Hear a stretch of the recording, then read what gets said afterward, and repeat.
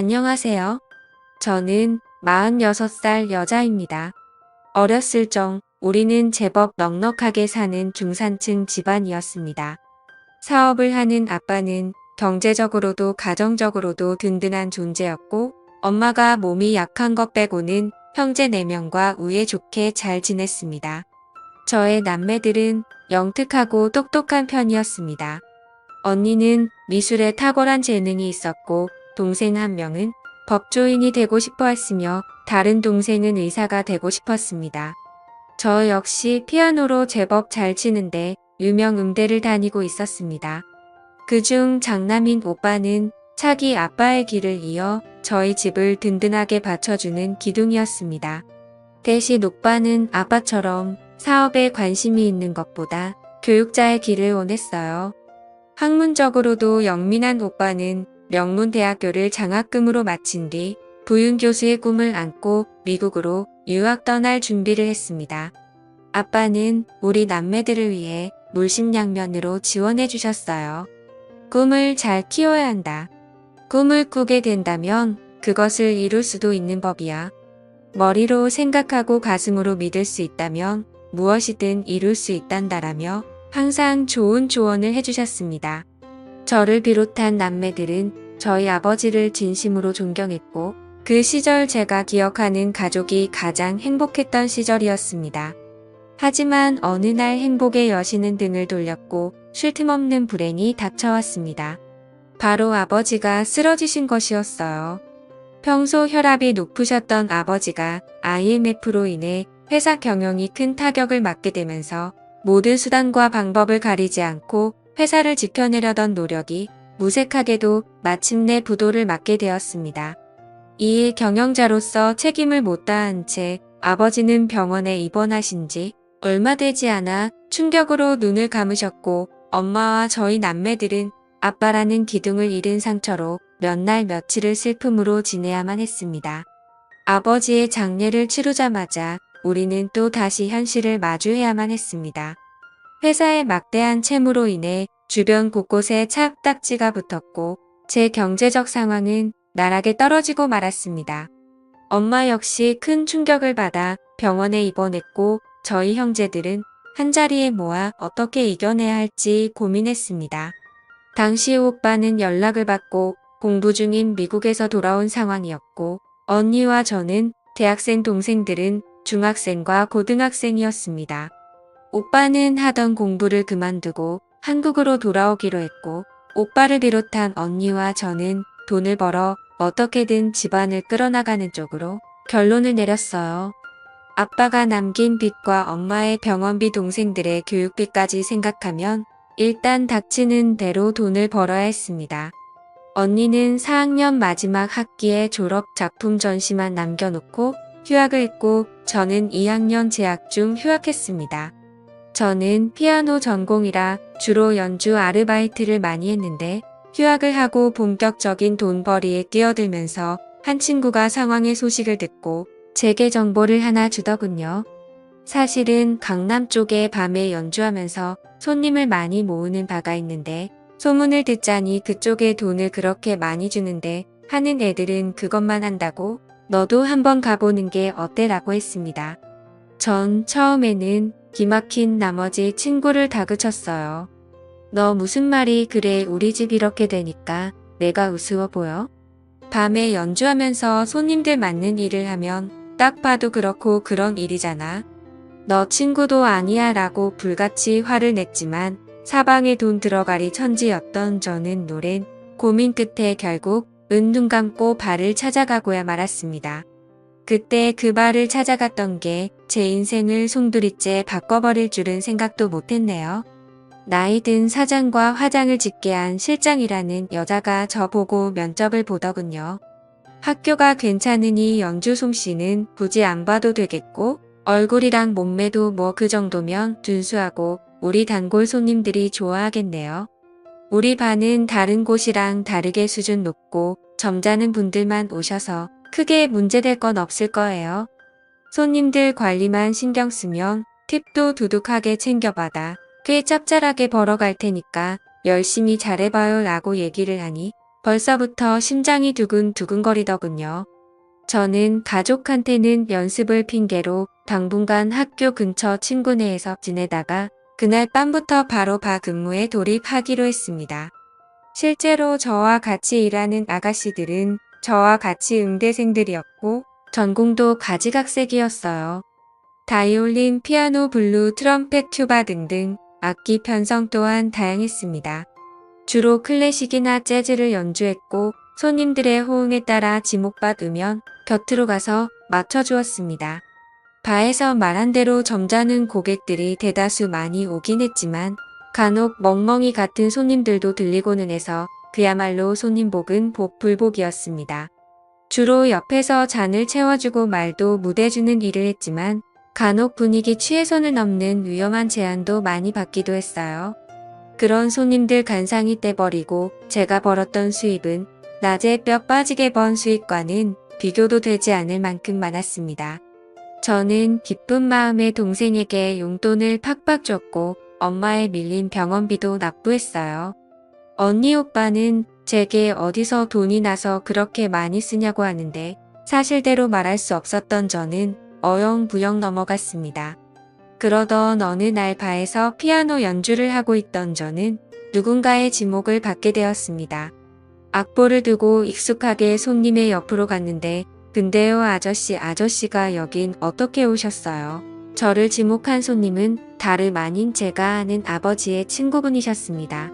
아빠에게 어릴 적 고향 친구이자 사업 파트너였던 아저씨, 저의 남매들 어릴 때부터 하나같이 잘 챙겨주셨던 바로 그분이셨습니다. 반가운 마음에 인사를 하자 아버지 친구분은 웃으시더군요. 원래 내가 여기 단골이었는데 요새 일이 바빠 잠시 못 들렸거든. 이 근처에서 볼 일이 있어 머리 식힐 겸 잠시 들렀는데 내가 연주를 하고 있더구나 하고 술을 권유하시는데 저는 어찌됐든 손님은 손님인지라 잔을 채워드리고 아저씨와 잔을 부딪혔습니다. 아버지 친구분이랑 일하고 있자니 사실 자리가 불편하긴 했지만 당시에는 어찌됐든 반가운 마음이 커서 서로의 근황을 주고받기 바빴습니다. 참 아저씨의 아들인 오빠는 잘 지내죠?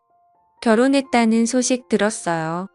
제 첫사랑이 사실 오빠였는데 아저씨랑 오빠랑 집에 놀러 오면 언니랑 저랑 맨날 오빠 차지하려고 했잖아요.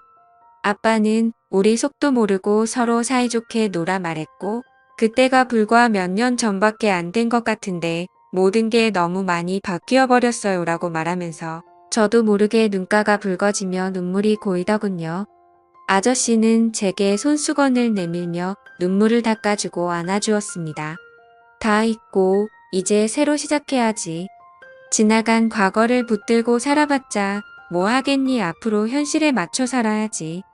앞으로 종종 너를 보기 위해 와야겠구나 하고 하시며 제게 수표 몇 장을 꺼내 지어주셨습니다.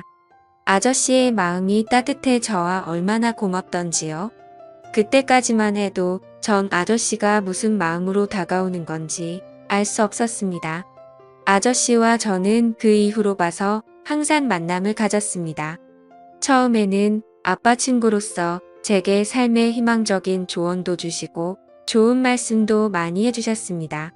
엄마 약값이나 하라고 따로 돈을 보태주기로 했어요. 그때마다 얼마나 감사하고 눈물 나던지요. 아빠가 좋은 친구를 두신 덕분에 우리가 힘이 되는구나 싶어 항상 고마움을 갖고 살았습니다.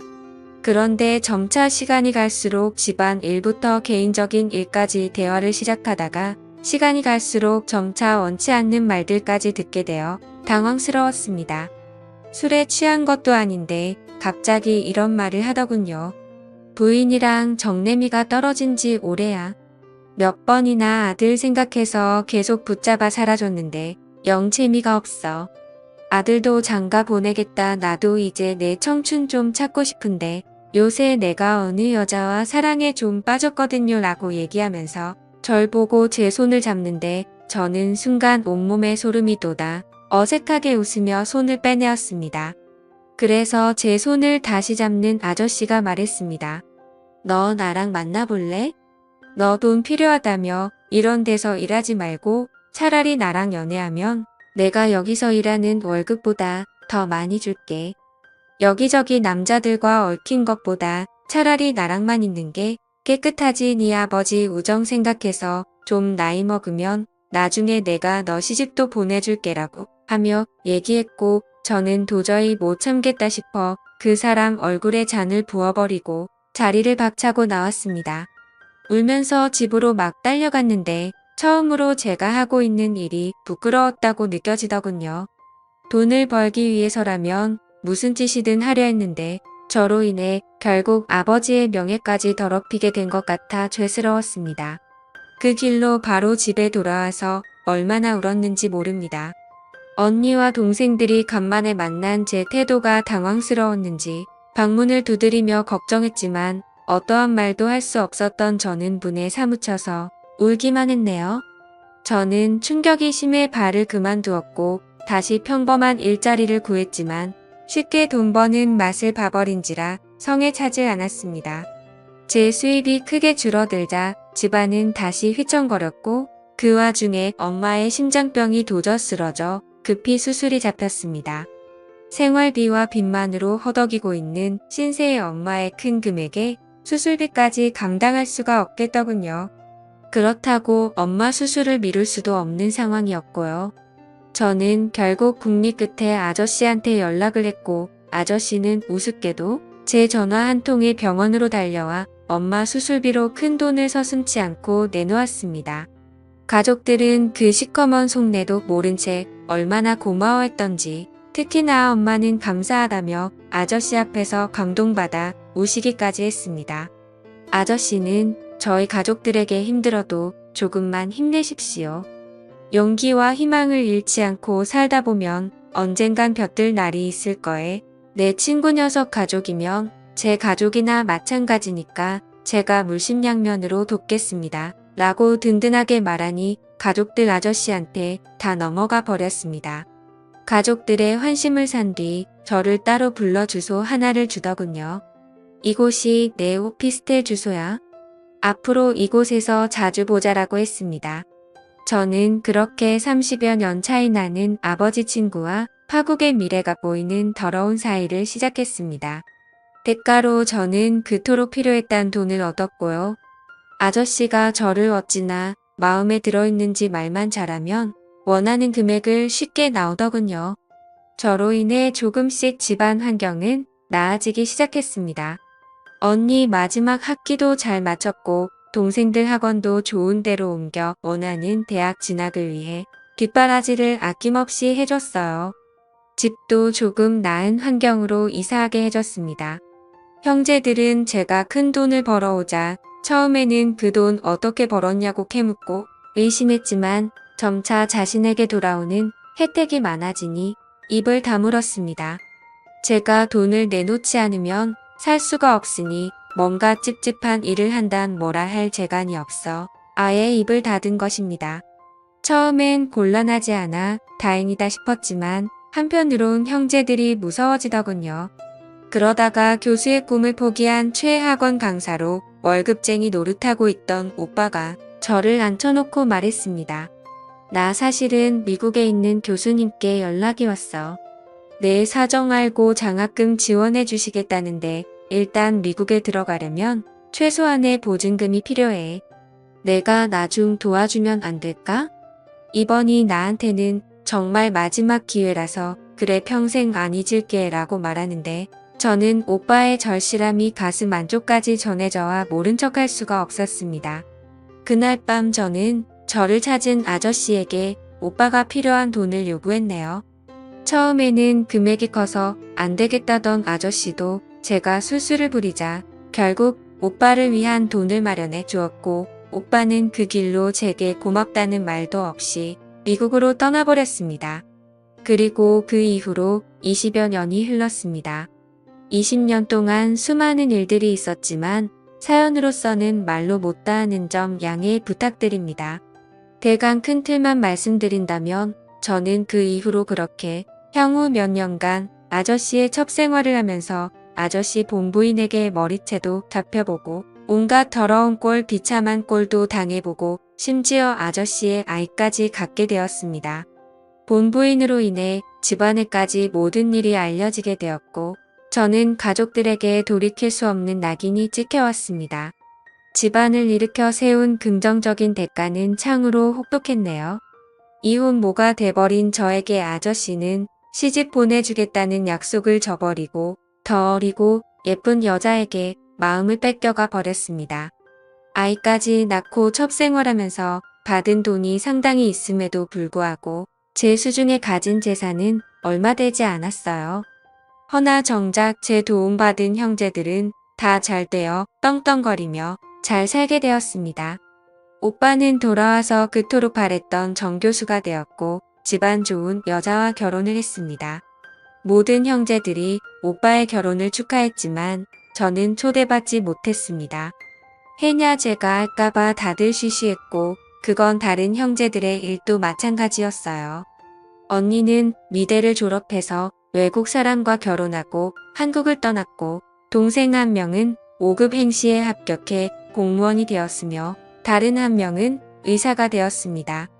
언니 시집갈 당시 모자르다는 혼수 자금 보태고 온갖 더러운 일 다해 가며 동생들 편하게 공부하게 등록금 다 대주고 공부 뒷바라지 해줬는데도 제 잘나서 얻은 권리인 줄 알더이다. 그들이 받은 돈 안에 숨겨져 있던 제 처절한 피눈물과 안을 철저하게 외면했습니다. 그나마 엄마 연락을 가끔 있는데 엄마도 다르지 않더군요. 누구 덕분에 엄마가 건강하게 지금껏 자식들 덕 보면서 사시는 걸 아시는지 모르시는지 그날은 오빠 결혼식을 뒤늦게 알고서 섭섭함 왜 내게 청첩장을 보내지 않았냐고 말한 때였어요.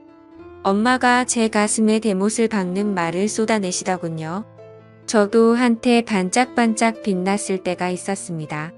피아노 연주로 콩쿠르에서 상도 받고 목표했던 대학에 입학해 풍부한 재능으로 장래가 촉망되는 피아니스트였습니다. 저도 여느 가족들처럼 평범하게 원하는 꿈 찾아가 이뤄서 사랑하는 남자 만나 연애도 해보고 결혼도 해보고 그 사이에서 아이도 낳아 남들 못지않은 화목한 가정 꾸려가며 살고 싶었어요.